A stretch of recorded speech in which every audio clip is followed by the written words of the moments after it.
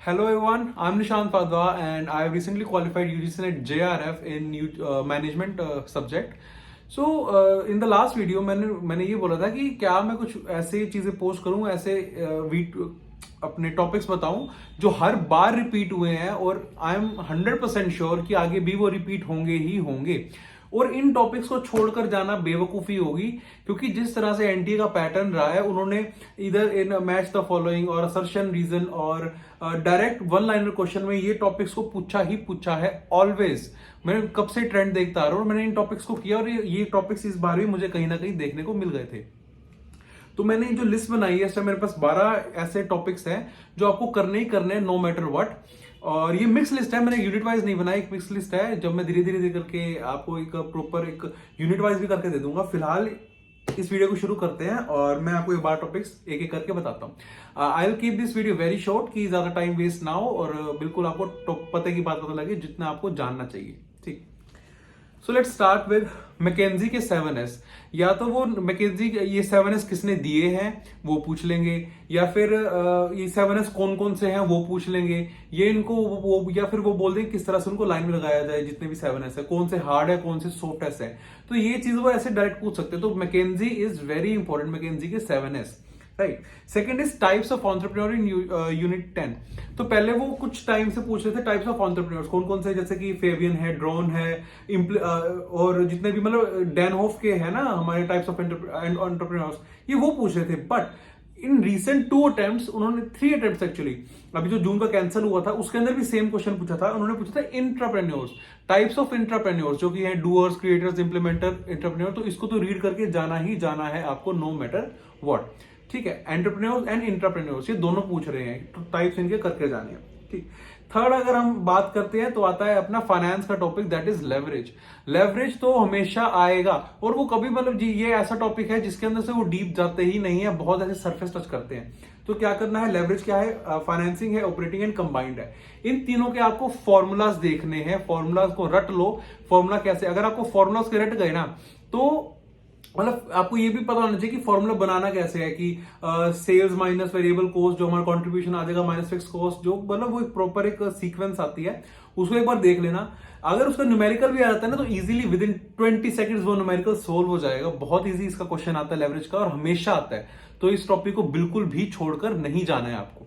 अगला आता है हमारा डिविडेंड ग्रोथ मॉडल, हमारा फाइनेंस का टॉपिक है। डिविडेंड ग्रोथ मॉडल है जिसका हम फॉर्मूला लिखते हैं price is equal to dividend upon में कैपिटलाइजेशन माइनस में ग्रोथ का हमारे फॉर्मूला आता है। बहुत इजी फॉर्मूला है, बहुत रिपीटेड फॉर्मूला है, और या तो कोई प्राइस पूछ लेंगे या कैपिटलाइजेशन रेट पूछ लेंगे या कभी वो डिविडेंड पूछ लेंगे। सिंपल क्वेश्चन आएगा बिल्कुल।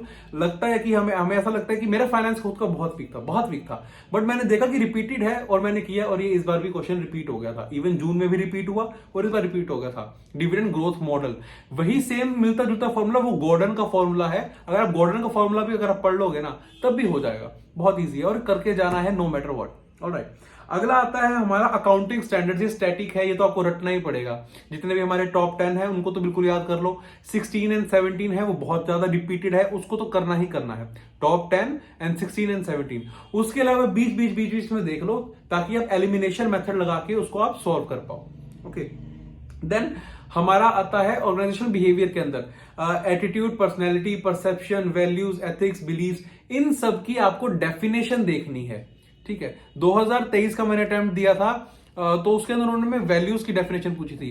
इस बार उन्होंने पर्सनैलिटी की डेफिनेशन पूछी है, तो there is very high chance कि वो एटीट्यूड की डेफिनेशन पूछ लेंगे, या फिर वो परसेप्शन की डेफिनेशन पूछ लेंगे, वो इमोशंस की डेफिनेशन पूछ लेंगे। तो जो नॉर्मली टर्म्स है ना हमारे ऑर्गेनाइजेशनल बिहेवियर में, इनकी डेफिनेशन जरूर देखकर जानी है, वेरी इंपॉर्टेंट। ठीक, उसके बाद आते हैं हम अकाउंटिंग पे दोबारा।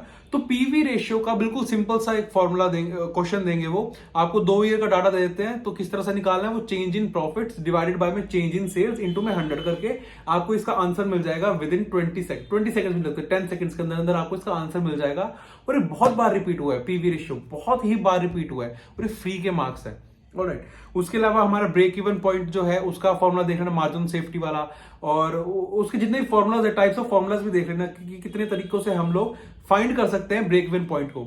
उसके अलावा अगर हम रेशियोज पे ही दोबारा आए तो रेशियोज के अंदर हमारा current ratio, quick ratio and inventory and working capital, इन चारों के बेसिस पे आपको एक न्यूमेरिकल मिल जाता है और बहुत ही सिंपल होता है, वही 10-20 सेकंड में सॉल्व होने वाली चीज है। तो इसको बिल्कुल नहीं छोड़ना। उसके बाद आता है हमारा एंटी टेक ओवर स्ट्रेटेजीज है, जो हमारा होस्टाइल टेक ओवर होता है बेसिकली एक्विजिशन एंड मर्जर के अंदर। एंटी टेक ओवर स्ट्रेटेजीज है जैसे कि व्हाइट स्क्वायर हो गया, स्कोर्चिंग अर्थ हो गया, पॉइजन पिल हो गया, पैकमैन डिफेंस हो गया, क्राउन जूल हो गया। इनको आपको पढ़ के जाना, मैच द फॉलोइंग, ये हमेशा पूछते हैं, या फिर वो इवन वो उसमें भी पूछ लेते हैं, सिंपल वन लाइनर में भी आ जाएगा। तो बहुत इजी है, कोई दिक्कत वाली बात नहीं है। ये फ्री के मार्क्स वाला क्वेश्चन है ये वाला। डाइवर्सिटी जो 2023 का अटेम्प्ट था उसके अंदर भी वही पूछा था, spill of and spin off, split of. ये बहुत इजी चीज है, इसको पढ़कर जाना है आपको, anti take over strategies. Alright, उसके बाद जो थ्योरीज है मैनेजमेंट की थ्योरीज जो है, आई मीन ओवरऑल जो हमारे सब्जेक्ट है मैनेजमेंट, उसके अंदर जितनी भी थ्योरीज हैं, हर यूनिट में जितनी भी थ्योरीज है, हमेशा उसमें से क्वेश्चन बनना ही है। चाहे वो मैनेजमेंट की नॉर्मल थ्योरी जो अपने साइंटिफिक वाली है, एंड ब्यूरोक्रेटिक थ्योरी है, एंड अपना एडमिनिस्ट्रेटिव थ्योरी है, जितनी भी थ्योरीज है इनको पढ़ना ही पढ़ना है, इनको तो छोड़कर जाना नहीं, छोड़कर जाना बेवकूफी होगी। उसके अलावा अपनी इंटरनेशनल बिजनेस की थ्योरीज है, एंड अपनी थ्योरीज है यूनिट 10 में एंटरप्रेन्योरशिप की थ्योरीज है। उसके अलावा अपनी ऑर्गेनाइजेशनल बिहेवियर के अंदर वो पर्सनैलिटी की थ्योरीज, लर्निंग की थ्योरीज। इन थ्योरीज को तो आपने कहीं से भी छोड़ना ही नहीं है, आपको क्वेश्चन उसमें से पक्का मिलेगा, हर चैप्टर में से मिलेगा। एक बोनस मैं अपनी तरफ से देता हूं, बोनस अगर आप पढ़ो उस चीज को, रिटेलिंग की जो थ्योरी है वो 2023 जून में मतलब एक बार क्वेश्चन आया था, रिटेलिंग की थ्योरीज कौन सी होती हैं। तो आप डिफरेंट रिटेलिंग की थ्योरीज पे प्लीज पढ़ लेना, क्योंकि देयर इज हाई चांस कि वो रिटेलिंग की थ्योरी आगे पूछ सकते हैं, क्योंकि नॉर्मली रिटेलिंग की थ्योरीज कोई नहीं पढ़ के जाता। व्हील अकॉर्डियन है, लाइफ साइकिल है, तो इनको पढ़कर जाना है आपको रिटेलिंग की। ऑलराइट, उसके बाद अगर मैं बात करूं हमारे स्ट्रेटेजिक मैनेजमेंट में, तो एनसॉफ की ग्रोथ प्रोडक्ट मैट्रिक्स वाला जो है वो रिपीट होता है, हमारा बीसीजी मैट्रिक्स ऑलवेज रिपीट होता है, हमारी कॉर्पोरेट लेवल स्ट्रेटेजीज जितनी भी हैं, स्टेबिलिटी स्ट्रेटेजी है, या फिर कॉन्ग्लोमरेट है, कंसंट्रेशन है, स्ट्रेटेजी है, ये हमेशा रिपीट होगा टॉपिक, इनको बिल्कुल भी नहीं छोड़ना है। ऑलराइट, उसके अलावा हमारे पास जो बिजनेस लेवल स्ट्रेटेजी है उसके अंदर जीई है, आईई मैट्रिक्स है, अपना इंटरनल एक्सटर्नल एनालिसिस है। पेरेंटिंग मैट्रिक्स जो है वो 2023 में क्वेश्चन आया था कि पेरेंटिंग मैट्रिक्स किसने दी है। इस बार वो दोबारा से एक ही चीज रिपीट नहीं करेंगे कि किसने दी है, वो इस पर ये पूछ सकते हैं कि जो पेरेंटिंग मैट्रिक्स है उसके अंदर डिफरेंट कंपोनेंट्स कौन कौन से हैं, जैसे कि बलास्ट है, एलियन टेरिटरी है, वो एक प्रॉपर इसकी मैट्रिक्स बनी हुई है। अगर आप बोलोगे तो मैं अपने चैनल पे मैं उसका एक स्क्रीनशॉट लेके पेस्ट कर दूंगा वहां पे, तो आप पढ़ सकते हो टेलीग्राम पे। तो बहुत इजी है, और एक बार वो क्वेश्चन आ चुका तो मेरे को अंदर से वैसे लग रहा है कि बहुत ज्यादा हाई चांस है कि वो इसके कंपोनेंट्स पूछ सकते हैं कि पेरेंटिंग मैट्रिक्स में ये चीज क्या है, ये चीज क्या है। ऑलराइट, उसके बाद कॉर्पोरेट लेवल स्ट्रेटेजी हो गया।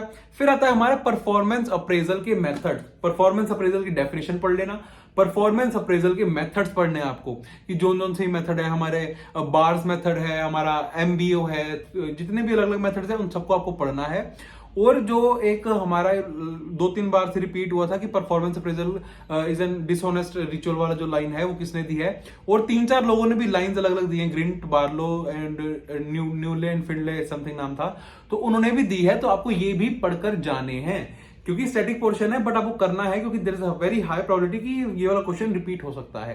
ऑलराइट, तो अभी के लिए मैं आपके लिए 12 टॉपिक्स लेकर आया था। मैं इसकी फोटो खींच के मैं अपने चैनल पर डाल दूंगा, तो ज्वाइन दैट चैनल, तो वहां पे आपको ये सब मिल जाएगा।